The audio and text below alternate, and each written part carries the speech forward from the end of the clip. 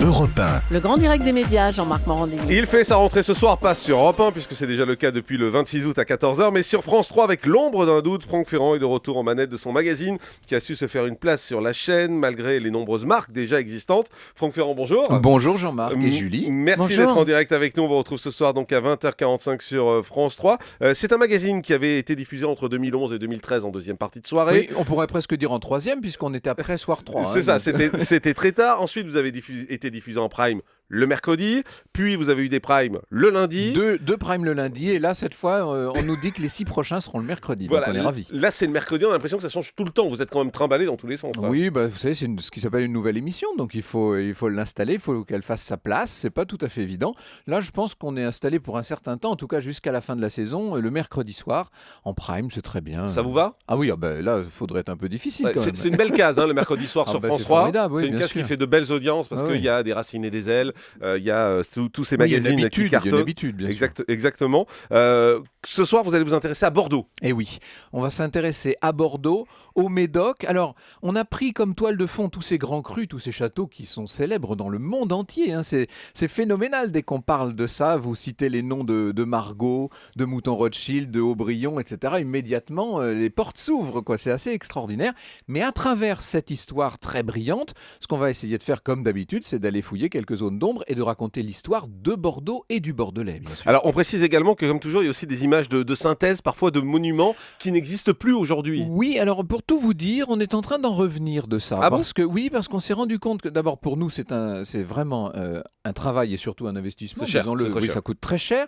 Et quand on demande aux téléspectateurs, en fait, une grande partie le remarque peu. Ah oui. Donc en fait, on essaie de. C'est beaucoup d'argent pour pas grand-chose. Il y a un petit peu cet aspect-là. Donc je crois que cette émission de ce soir sur Bordeaux sera, si je ne m'abuse, j'espère ne pas me tromper en disant ça, mais je pense oui, ce sera la dernière à utiliser en tout cas ce procédé-là. Alors, en tout cas, on va retourner également dans le passé pour raconter Alors là, oui, l'histoire bien sûr, ça, de c'est Bordeaux. notre rôle, C'est quoi les grands événements, justement ? Ça commence avec Aliénor d'Aquitaine, c'est ce lien extraordinaire avec l'Angleterre qu'il ne faut pas oublier, puisque toute l'histoire de Bordeaux s'est faite sur le négoce avec l'Angleterre, et puis après, malheureusement, c'est la traite négrière sur laquelle on reviendra, on prendra l'exemple d'une famille qui s'est enrichie au XVIIIe siècle avec ce commerce infâme.